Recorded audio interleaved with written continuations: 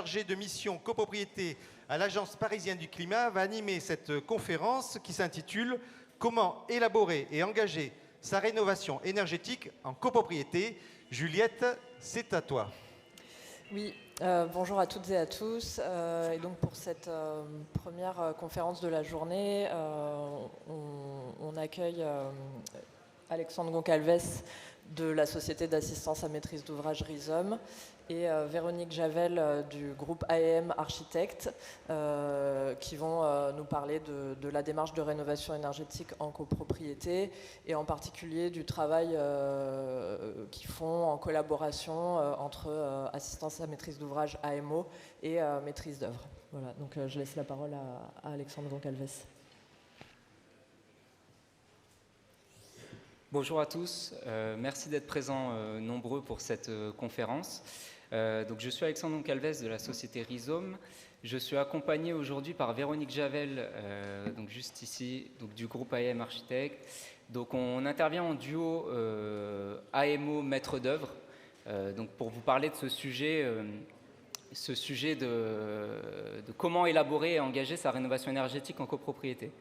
Donc c'est un sujet qui est intéressant et complexe.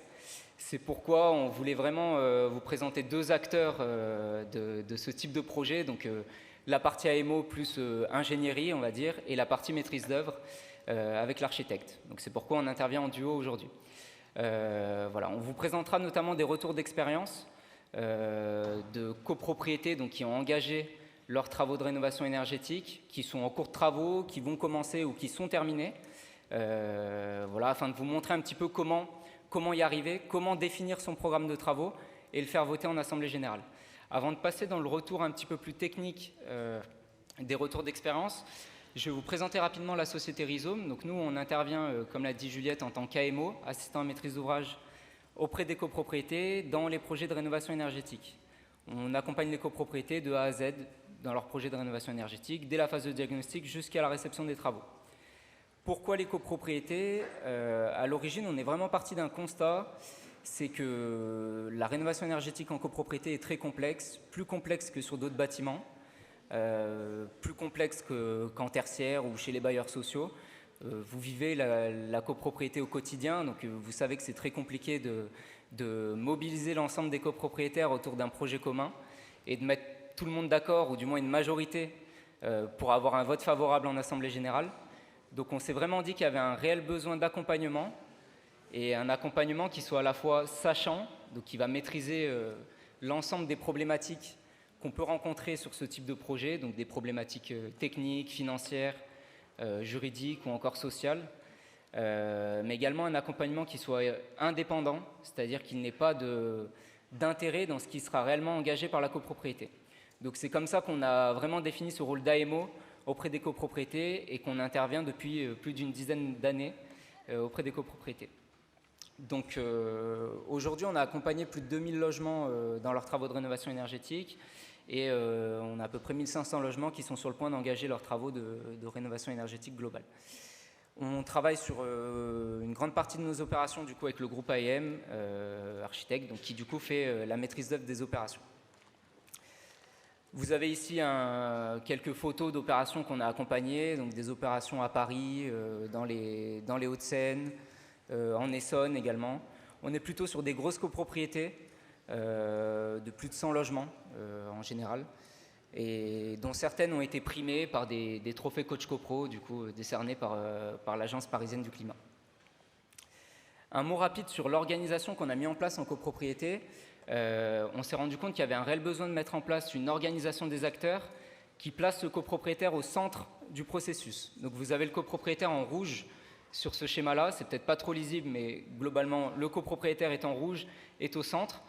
Il est souvent représenté par son conseil syndical, donc avec des membres qui sont élus par les copropriétaires, mais on verra dans les retours d'expérience que c'est aussi très important qu'il n'y ait pas que le conseil syndical qui soit impliqué dans le projet. Bien sûr, le conseil syndical doit être vraiment moteur des projets, mais c'est important, surtout en phase de conception, d'intégrer l'ensemble des copropriétaires, puisque tout le monde va participer au vote. Il n'y a pas seulement le conseil syndical qui vote, donc c'est bien d'avoir l'avis de l'ensemble des copropriétaires pour arriver à un vote favorable en Assemblée Générale.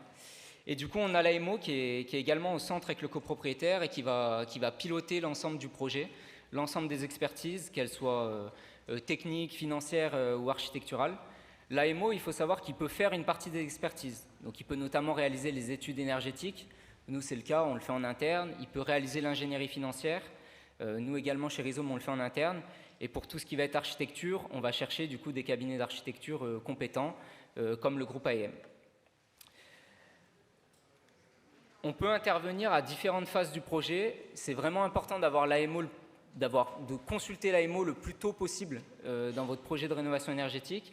Donc notamment, on intervient régulièrement dès la phase de DTG, diagnostic technique global, dont vous avez certainement entendu parler. Donc c'est une première phase qui est très importante, puisqu'elle va permettre de faire vraiment un état des lieux de vos bâtiments, un état des lieux architectural, énergétique, technique. Et vous allez avoir également une première approche financière de là où peut aller le projet de rénovation énergétique et des aides financières auxquelles vous pouvez avoir droit. L'étape suivante, donc, qui est rappelée sur ce schéma, une fois que vous avez fait le DTG, en général, on passe du coup à l'étude de conception, qu'on appelle chez nous l'étude d'avant-projet, qui là va aller plus loin dans la définition du cahier des charges des interventions, dans la concertation avec les copropriétaires.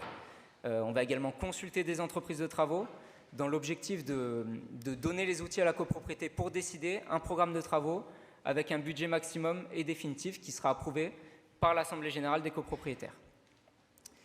Donc là, en ce moment, il y a certaines copropriétés qui sont dans un cas où elles ont déjà réalisé un audit énergétique dans le passé, surtout pour les grosses copropriétés, lorsque l'audit énergétique était obligatoire dans le passé pour les copropriétés de plus de 50 lots, et elles ne savent pas quoi en faire. Et du coup, pour ces copropriétés-là, elles ne sont pas obligées de refaire un diagnostic technique global qui, en fait, va mettre à jour l'audit énergétique, va refaire un état complet, un état diagnostic complet. Ces copropriétés-là, on peut arriver directement dans l'étude de conception. Bien sûr, il y aura besoin que le groupement qui sera engagé pour cette étude de conception refasse un complément de diagnostic, mette à jour l'audit énergétique, surtout s'il y a eu des interventions qui ont été faites depuis le dernier audit énergétique, mais ce n'est pas forcément nécessaire de refaire le DTG complet. Voilà. Mais voilà, cette phase de diagnostic est quand même très importante, on insiste vraiment là-dessus. En plus, actuellement, vous êtes aidé par la ville de Paris, par la métropole du Grand Paris, avec un chèque audit de 5 000 € pour réaliser le DTG. Donc, pour les copropriétés qui sont vraiment aux prémices de la démarche, qui n'ont pas fait d'audit énergétique, c'est vraiment un préalable qui est indispensable. Voilà pour cette petite introduction. On va passer vraiment à la partie élaborer et engager son projet de rénovation énergétique. Dans cette présentation et dans les retours d'expérience, on va vraiment insister sur 3 points qui sont pour nous indispensables, donc qui ne sont pas les seuls, mais qui sont indispensables justement pour élaborer son projet et l'engager, le faire approuver par les copropriétaires. Le premier point, c'est la concertation avec les copropriétaires. C'est un élément dont on parle déjà depuis plusieurs années. On sait que c'est très important d'intégrer les copropriétaires au processus et pas seulement le conseil syndical comme je l'ai dit précédemment.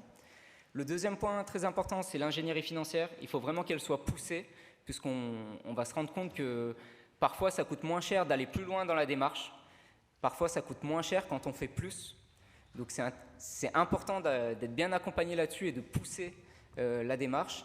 Et le dernier point qui nous tient vraiment à cœur, et c'est pourquoi on travaille avec des cabinets d'architecture compétents, c'est la valorisation architecturale. Donc Véronique Javel vous en parlera un petit peu, mais c'est un point qui intéresse aussi les copropriétaires. C'est important d'utiliser la rénovation énergétique comme une opportunité de revalorisation architecturale. On a souvent des copropriétaires qui nous disent qu'ils ont peur d'isoler leur bâtiment parce qu'ils ont peur d'ajouter une couche de 14 cm sur les murs. C'est tout à fait compréhensible et c'est pour ça qu'il faut vraiment ne pas faire n'importe quoi et prendre en compte cet aspect architectural en complément de l'aspect énergétique. Souvent, c'est un compromis à trouver entre aller chercher le meilleur gain énergétique et faire le meilleur projet architectural. Donc au niveau de la concertation, un point assez rapide là-dessus, nous on a l'habitude de réaliser des ateliers participatifs avec les copropriétaires dès la phase de diagnostic et dans toute la phase de conception. Donc des ateliers où on invite tous les copropriétaires, vous avez ici des photos, on essaie de faire quelque chose de pédagogique avec des panneaux, des illustrations qui expliquent bien les interventions qui sont possibles, tout en restant le moins clivant possible. C'est-à-dire que dans la phase de conception, on reste vraiment sur le champ des possibles et on ne dit pas voilà ce qu'il faut faire absolument, c'est ça le projet. Non, le projet sera décidé par les copropriétaires et c'est justement la concertation avec les copropriétaires qui va permettre de définir le projet. Donc voilà, une méthode participative est très importante et à l'occasion de ces ateliers, c'est aussi l'occasion de faire des simulations personnalisées aux copropriétaires, même si le programme n'est pas encore défini, que chaque copropriétaire se rende compte de là où on peut aller et de combien ça pourrait lui coûter. Au niveau de l'ingénierie financière, on développera un petit peu plus dans les retours d'expérience, mais globalement, il faut vraiment pousser l'ingénierie financière et il ne faut pas arrêter le programme de travaux trop tôt. Ça, c'est vraiment un élément très important.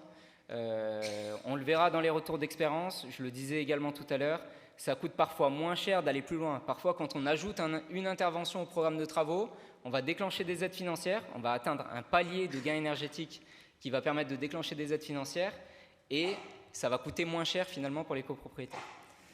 Donc voilà, ça arrive qu'on arrive sur une copropriété, que le conseil syndical nous dise on sait ce qu'il faut faire, voilà ce qu'il faut faire, les copropriétaires nous suivront.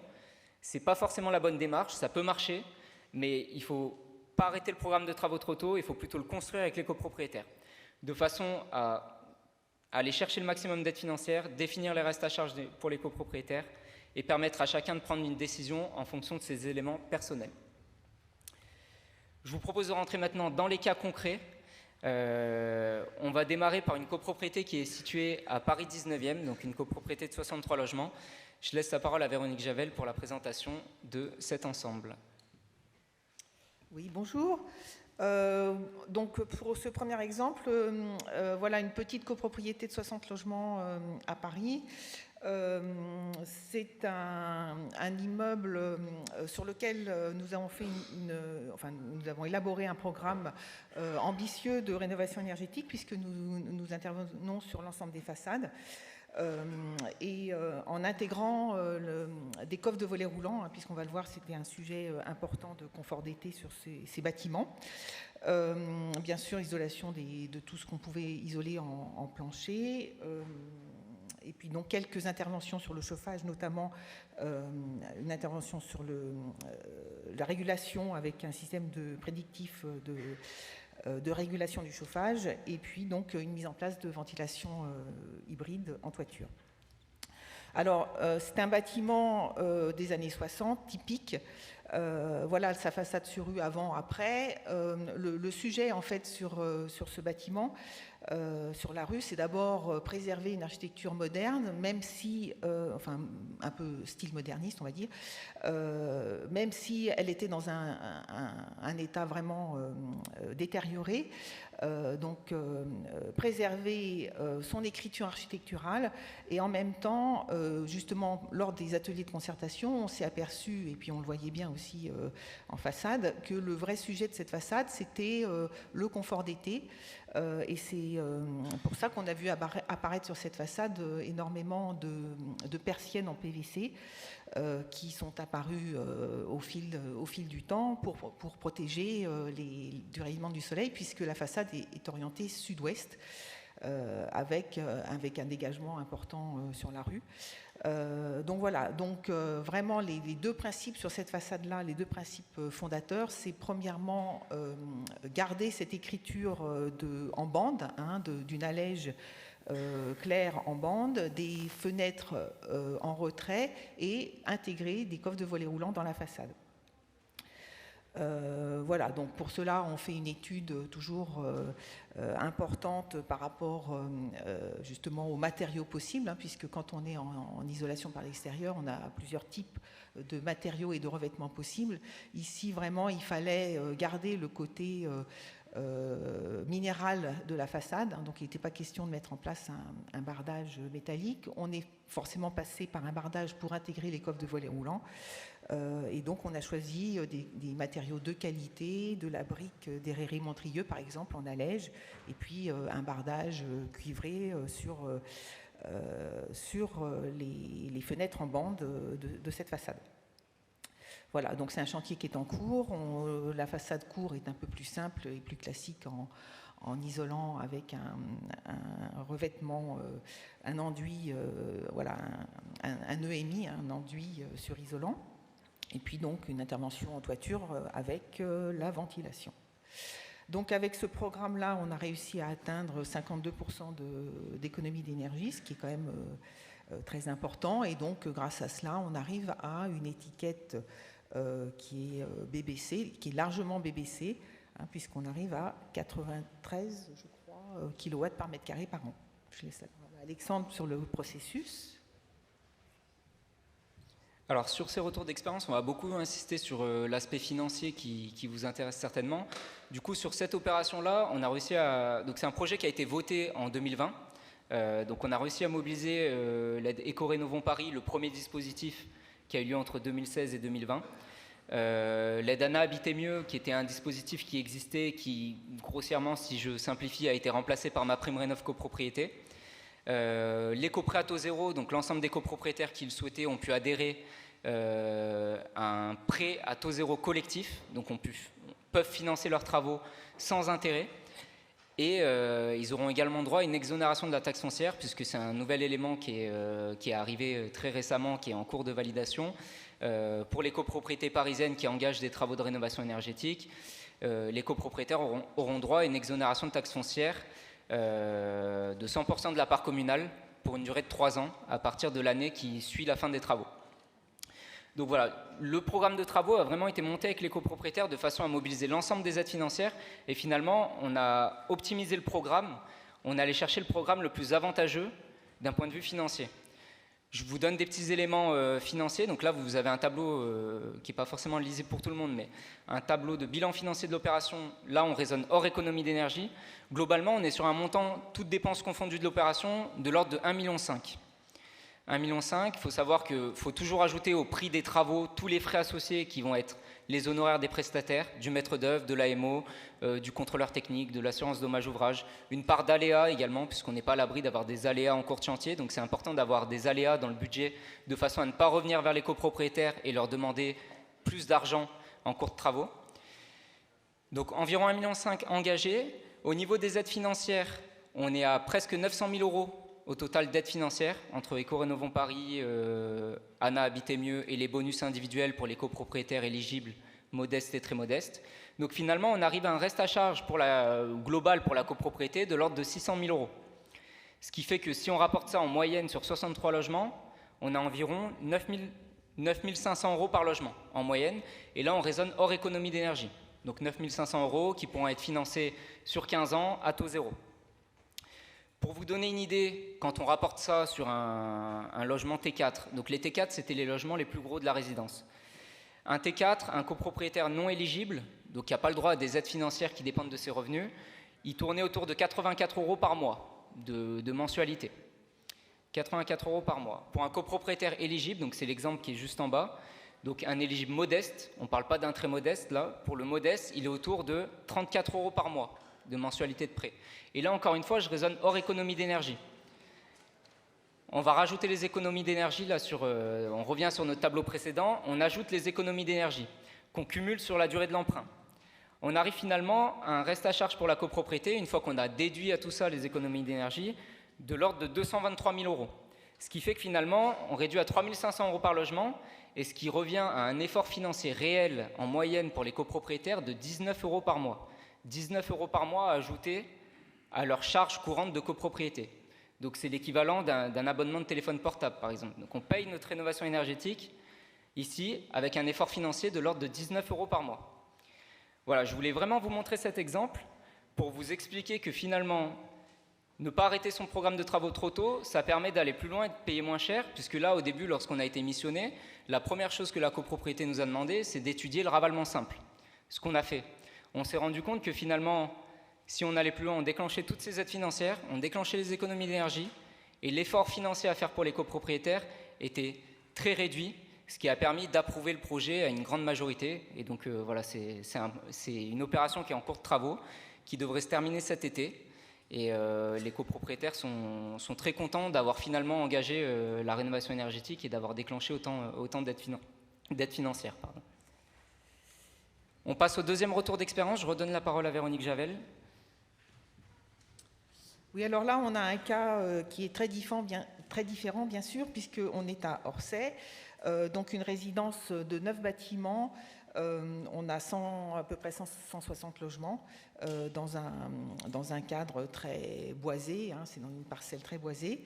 Les caractéristiques de cette copropriété, donc 9 petits bâtiments en plot placés en quinconce sur la parcelle, des allèges, c'est-à-dire les dessous de fenêtres qui sont en carrelage mosaïque de couleur, et puis des angles de bâtiments très forts, marqués très forts, avec des revêtements en gravillon lavé. Voilà, ça c'est des caractéristiques technique des façades. C'est technique et c'est aussi architectural, bien sûr. Donc technique parce qu'on a analysé la composition des parois pour avoir les bonnes hypothèses de calcul thermique. Et puis c'est un exemple intéressant et en même temps compliqué parce qu'il y a beaucoup de types de revêtements de façade sur ces petits plots qu'on a réussi à traiter avec les copropriétaires. Donc voilà, encore une fois, finalement un programme très complet avec l'isolation de toutes les façades, la réfection des étanchéités de toiture, isolation des planchers bas, bien sûr. Ah oui, alors très important, évidemment, pour les performances, le remplacement de la chaudière. Et puis quelques interventions sur le chauffage et la ventilation. Alors, encore une fois, une analyse très fine de ces petits objets, ces petits bijoux, quelque part, en même temps qu'il ne fallait surtout pas détériorer. Hein. Encore une fois, les copropriétaires étaient et sont toujours très attachés à leur résidence, au style, années 60, mais qu'on voulait moderniser quand même. Voilà. Et donc, la vraie problématique sur cette opération, c'était justement ce revêtement en gravillon lavé qui marque les angles des bâtiments très fortement. Un revêtement qu'on ne trouve plus aujourd'hui, qu'on ne peut pas refaire la même chose. Voilà. Donc, encore une fois, recherche de matériaux, on isole, parce qu'on a imaginé plusieurs hypothèses hein, avec les copropriétaires. Est-ce qu'on isole tout? Est-ce qu'on n'isole que les parties qui sont en enduit? Est-ce qu'on laisse les gravillons? Est-ce qu'on les isole? Etc.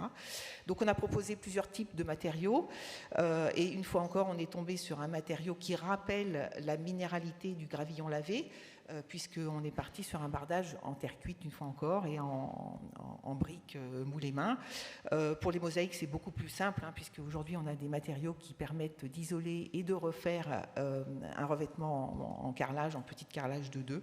Donc voilà, c'est ce qu'on a pu faire ici. Voilà, donc ici une petite vue avant-après. En fait, de loin, on ne change pas beaucoup le style, et de près, on modernise et on améliore le confort thermique des bâtiments.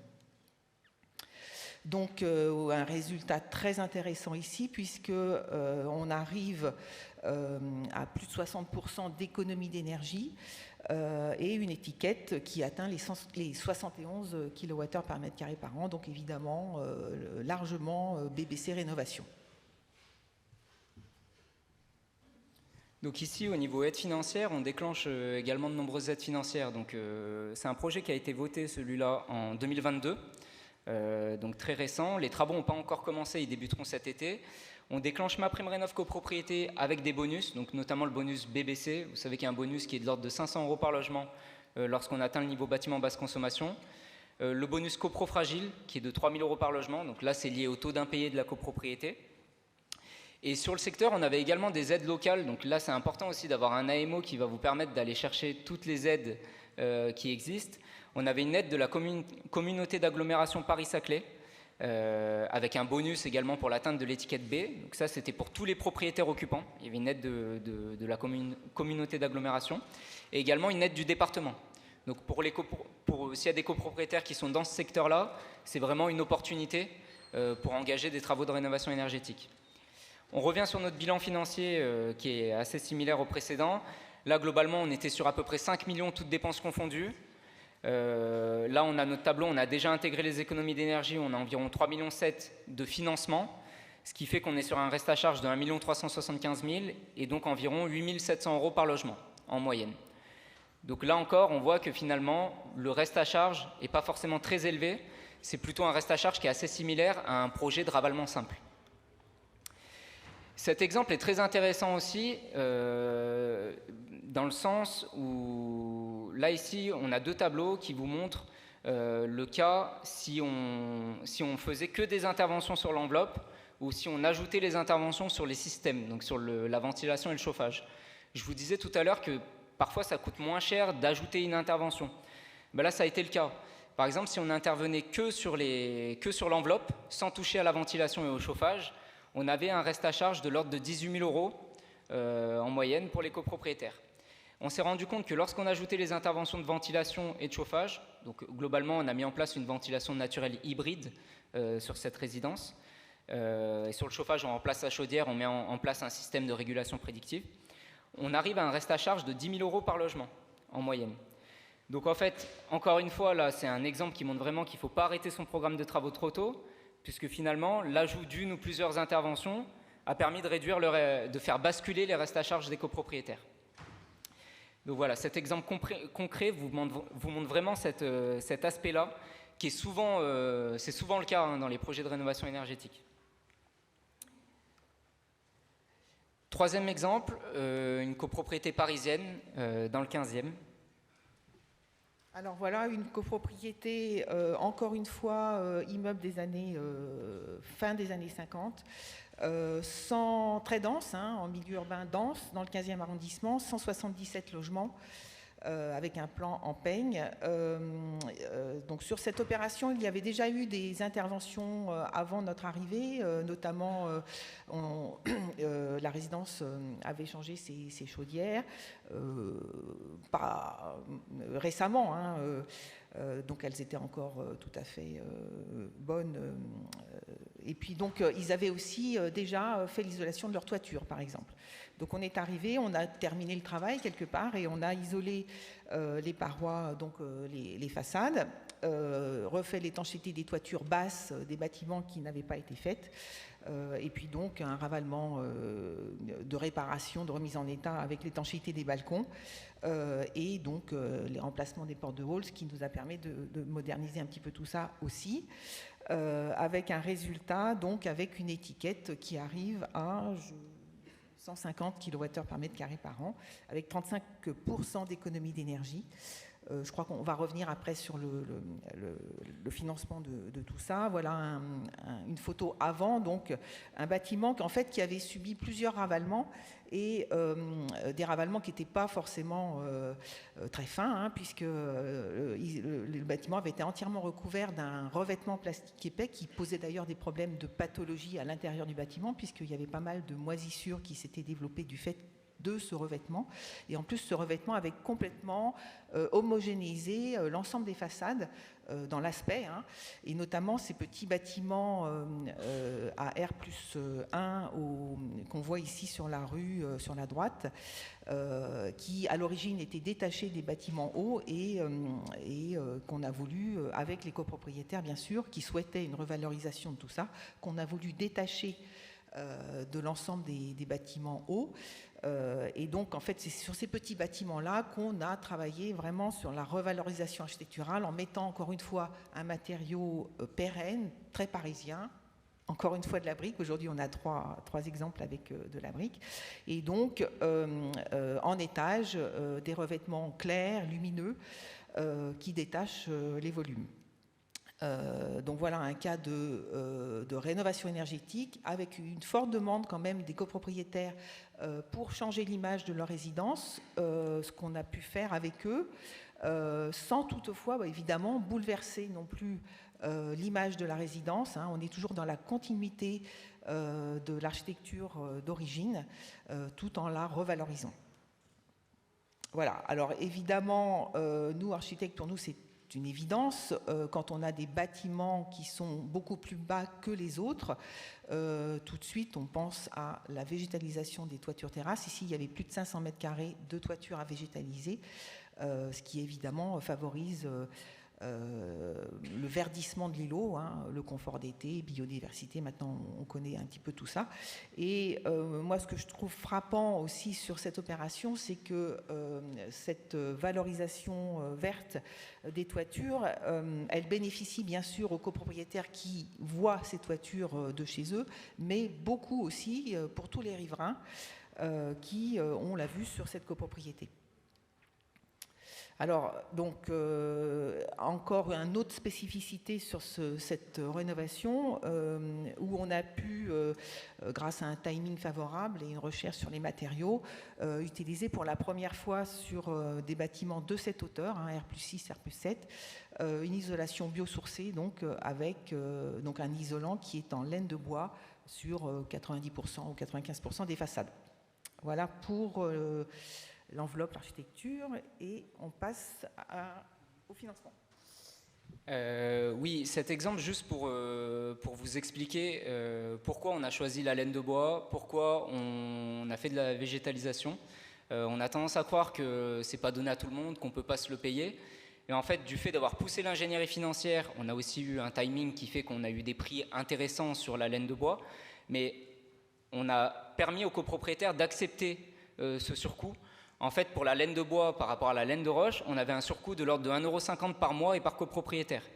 Donc quand on explique ça, quand on explique aux copropriétaires que c'est 1,50 € par mois, c'est beaucoup plus facile à accepter que quand on leur dit que c'est 100 000 € au global. 100 000 € au global, ils ne savent pas ce que ça représente pour eux personnellement. Voilà, du coup, on a vraiment poussé l'ingénierie financière pour apporter ça à chaque copropriétaire. Et pour la végétalisation, c'était 2 € par mois et par copropriétaire en moyenne. Donc finalement, vous voyez que quand on rapporte vraiment au cas particulier de chacun, on se rend compte que c'est possible et c'est accessible à une grande majorité de copropriétés. Voilà, le dernier exemple qu'on va faire assez rapidement. Alors, dernier exemple, c'est pour vous montrer qu'il n'y a pas que les immeubles des années 50 ou 60 qu'on peut traiter avec finesse.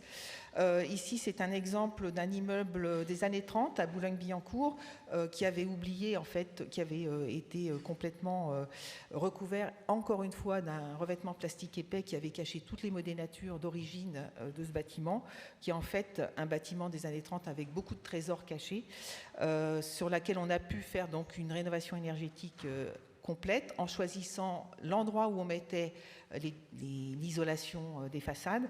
On a couplé l'architecture et l'ingénierie puisque on a mis en place une pompe à chaleur qui a fait effectivement qui a permis de faire aussi beaucoup d'économies d'énergie. Donc on a choisi les parois à isoler, on a choisi la technique à mettre en place et on a pu arriver à un beau résultat de 53% d'économie d'énergie avec un bâtiment qui a retrouvé sa splendeur des années 30 avec tout son langage architectural, avec la restauration des balcons, toutes les serrureries. On a retrouvé tous les carrelages, les tesselles, les gaudrons, toute la modénature des années 30, un petit peu architecture paquebot, qu'on a pu mettre en place. Et sur certaines parties, on a choisi de mettre en place un isolant à base de billes d'aérogel qui nous a permis de garder aussi les modénatures de façon traditionnelle sur certaines façades. Voilà.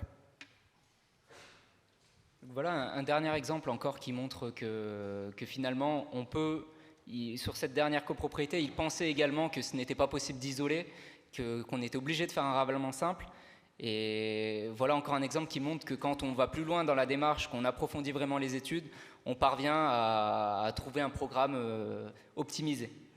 Donc simplement pour conclure, quelques pistes du coup pour élaborer votre programme de travaux et éviter un échec. Vraiment vous faire accompagner par un AMO dès les premières réflexions.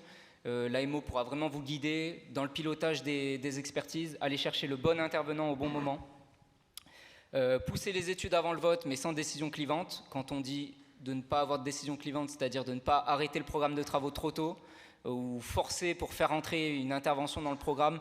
Quand il y a une intervention qui est clivante, qui n'est pas acceptée par la majorité des copropriétaires, le fait d'intégrer cette intervention-là dans le programme, ça peut faire basculer l'ensemble du programme. Alors que si on l'avait retirée ou si on l'avait mise en option, cette intervention-là, peut-être que le programme de travaux serait passé. Associer les copropriétaires au projet, on en a beaucoup parlé. Pousser l'ingénierie financière, aller chercher le maximum de subventions. Ça, c'est vraiment le rôle de l'AMO, d'aller vous conseiller, d'aller vous chercher les subventions et de vous les estimer. Et également, dernier point très important, c'est de sélectionner un architecte qui soit adapté à l'opération. On ne va pas forcément aller chercher le même architecte quand on a un bâtiment du début du XXe siècle, un haussmannien, que quand on a un bâtiment des années 70 où on a des solutions plus types qu'on peut mettre en place. Voilà, donc mais c'est très important d'avoir un bon architecte, puisque comme on l'a vu dans ces retours d'expérience, il n'y a pas que l'aspect énergétique, il n'y a pas que l'aspect financier. C'est très important aussi de revaloriser le bâtiment et d'avoir une esthétique qui convienne aux copropriétaires. Merci à tous pour votre attention. N'hésitez pas si vous avez des questions. Et on est présent au stand numéro 6 si besoin. Voilà, on va se donner un quart d'heure pour de questions-réponses. On peut les applaudir. Juliette qui va animer les questions-réponses. Voilà. On va faire tourner un micro. Alors attendez d'avoir le micro avant de poser votre question. Peut-être vous présenter et poser votre question. Oui, bonjour. Ouais. Je m'appelle Isabelle Ricos, j'habite dans le 4e arrondissement. Donc c'est une zone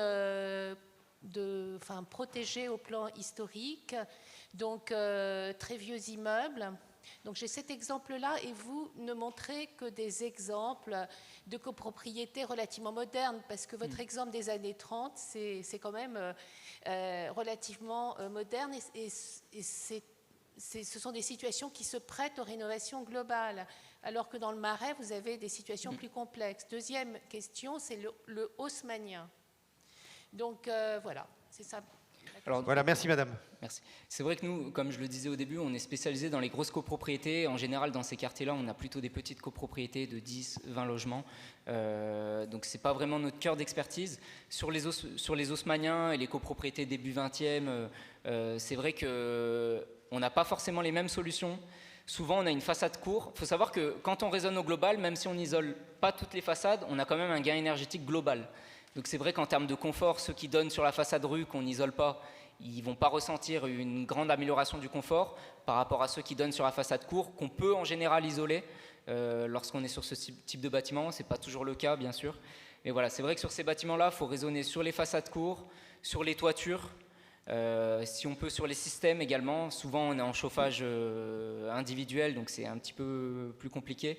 Mais voilà, on a des solutions qu'il faut aller chercher et qui sont effectivement pas forcément les mêmes que celles qu'on a présentées aujourd'hui. Ouais, je voulais juste ajouter que, effectivement, par exemple, dans le Marais, il y a des bâtiments qui sont très différents de l'architecture haussmannienne, bien sûr. Et donc, dans le Marais, je pense que moi, il faut travailler beaucoup sur les enduits isolants, les enduits avec des billes d'aérogel, retravailler sur les modèles nature, etc. Il y a des solutions. Voilà. Alors, évidemment, petite copro, c'est plus difficile de trouver aussi les bons professionnels pour ça, évidemment. Voilà, on va prendre une deuxième question. Monsieur, alors vous présentez-vous et posez votre question. Oui, bonjour, Jean-Louis Truel, je suis dans le 13e arrondissement. J'ai deux questions. Vous avez parlé beaucoup d'aides. Qu'est-ce qui garantit qu'on va avoir des aides? Parce que nous, on avait un premier projet qui avait été lancé avec le syndic, l'architecte, l'AMO, qui nous ont promis tout un tas d'aides. Et quand on a demandé des précisions en disant « qu'est-ce que vous nous garantissez ?», là, on a eu 0 comme réponse. Donc, question, avec ces aides-là, avec les aides que vous proposez, qu'est-ce qui garantit qu'on les a? Et deuxième chose, qu'est-ce qui garantit que le résultat de gain va être atteint? Parce que là encore, on est arrivé à 35,1%, et si on arrive à 34%, qu'est-ce qui se passe? Voilà. Alors sur les aides financières, ce qui garantit d'avoir les aides financières, c'est tout d'abord de faire réaliser une étude thermique par un cabinet qui est qualifié RGE. L'étude thermique doit être réalisée avec une méthode de calcul réglementaire. Elle doit garantir les 35% de gains énergétiques réglementaires. Et il ne faut pas engager votre programme de travaux tant que votre dossier n'a pas été validé. Alors si par exemple c'est MaPrimeRénov', tant que vous n'avez pas l'accord de l'ANA sur l'aide MaPrimeRénov'. Donc en fait, en général, on monte le dossier, on réalise, dans le dossier, il y a une étude énergétique qui est réalisée avec une méthode réglementaire. On dépose le dossier, on a en premier un accord de principe, ensuite un accord définitif. Enfin, ça dépend des aides financières, mais souvent il y a 2 étapes. Et une fois que vous avez l'accord définitif qui va mentionner le montant exact de l'aide financière qui vous est accordée, là, vous avez, si vous réalisez les prestations qui sont prévues dans les devis que vous avez transmis, vous avez droit aux aides. Et ensuite, au niveau du gain énergétique, il faut savoir que ce n'est pas le gain énergétique réel qui compte dans les aides financières, c'est le gain énergétique calculé de façon réglementaire. Donc à la fin des travaux, il n'y a pas de vérification sur le fait que vous êtes bien à 35% de gain énergétique. En général, nous, ce qu'on voit dans nos retours d'expérience, c'est qu'on est quand même assez proche, en réel, sur les factures réelles, on est quand même assez proche des gains énergétiques calculés réglementairement. Voilà, une autre question. Présentez-vous et posez votre question. Oui, bonjour, Monsieur Ferré, une copropriété du 19e qui comporte un immeuble de type haussmannien et un autre de type faubourien. Vous avez finalement dressé un portrait assez ensoleillé des améliorations à faire et des coûts relativement ridicules en parlant de 1,50 €, 1 €, etc. Moi, il me semble que quand on parle initialement d'un budget de 1,5 million, c'est assez énorme quand même, et que même si c'est rapporté sur 10 ans avec des aides qui sont très conditionnelles, effectivement pour nous, dans notre cas, la copropriété, on nous a garanti qu'on ne pouvait pas atteindre davantage que 15% d'économie d'énergie. Je crois qu'il y a des choses à revoir dans la présentation quand même assez idyllique que vous avez faite de ces travaux. Certes, on souhaite avoir ça, mais je pense qu'il y a un problème. Comment comptez-vous finalement concilier le discours que vous avez là avec les réalités des immeubles qui sont les nôtres en fait? Voilà, Alexandre, la réponse.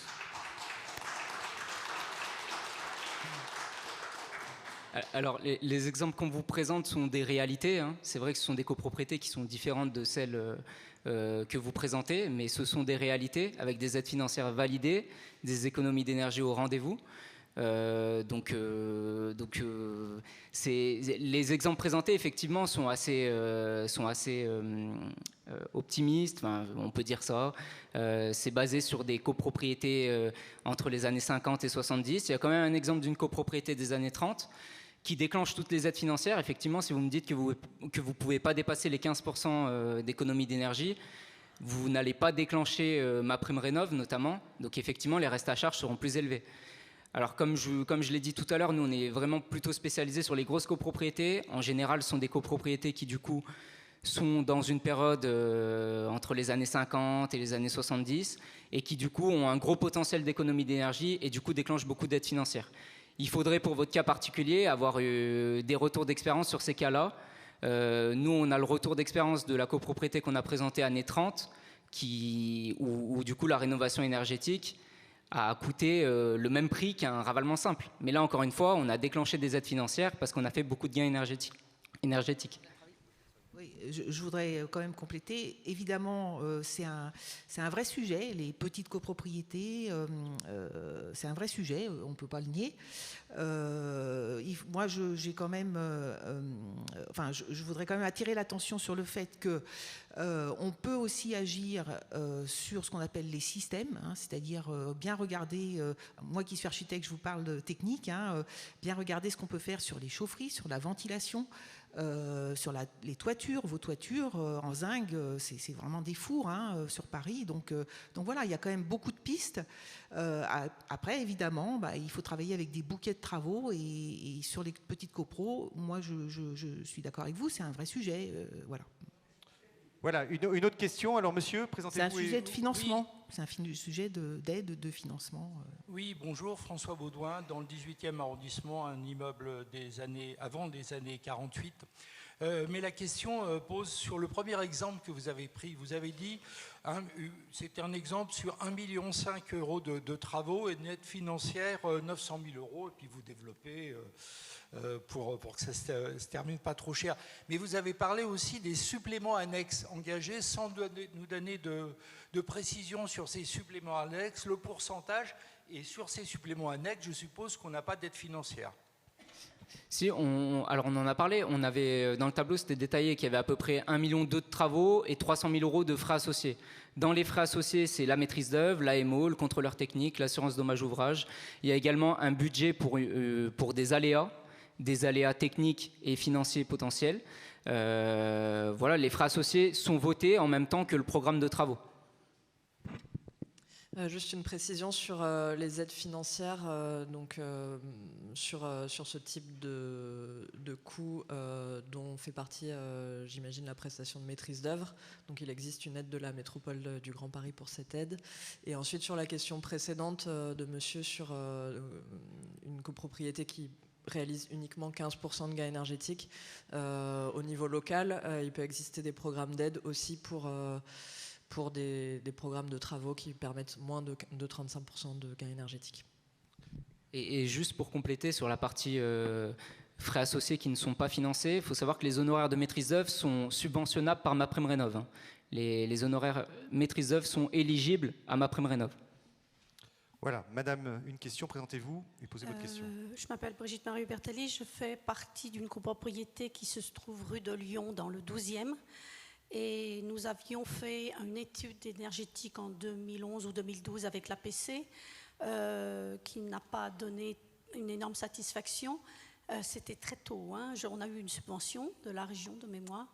Et par contre, quand nous avons parlé ravalement, l'APC s'était déplacé avec quelqu'un des Bâtiments de France. Comme nous étions dans les 150 mètres de la colonne de la Bastille, au niveau ravalement court, donc il ne se voyait pas de la rue, on ne pouvait pas faire d'isolation par l'extérieur. Ça va poser le problème pour la suite. Alors on a fait un ravalement dans les normes. Nous avons encore toute la toiture à refaire. On pourrait, d'après le cadastre solaire, être très intéressé par mettre des panneaux photovoltaïques puisqu'on est. Posez votre question, madame. Oui. Voilà, donc ma question est, Bâtiments de France encore, qu'est-ce qui va se passer? Merci. Oui, alors sur tous ces sujets-là, les choses ont quand même beaucoup évolué depuis 2012. Hein, c'est-à-dire que je pense qu'il y a une prise de conscience. Alors évidemment, on est partagé entre préserver notre belle ville de Paris, et c'est important pour tous. Hein, je pense que voilà, c'est aussi une priorité. Je pense vraiment que les techniques et aussi les mentalités ont changé par rapport à ce que vous dites en 2012, il y a 10 ans. C'est énorme en fait, hein, par rapport aux techniques. Voilà, on est obligé d'arrêter cette conférence. On peut les applaudir pour cette présentation. Merci à vous toutes et tous. Restez encore une minute avec moi. Si on a des questions, parce que je vois il y a énormément de questions, on n'a pas pu toutes les prendre, puisqu'il y a la prochaine conférence qui arrive. Où est-ce qu'on peut vous retrouver, Juliette Canté? Pour les habitants les copropriétaires de Paris, vous pouvez inscrire votre plateforme sur Coach Copro. Pour les autres, contactez votre espace France Rénov' sur le site du gouvernement.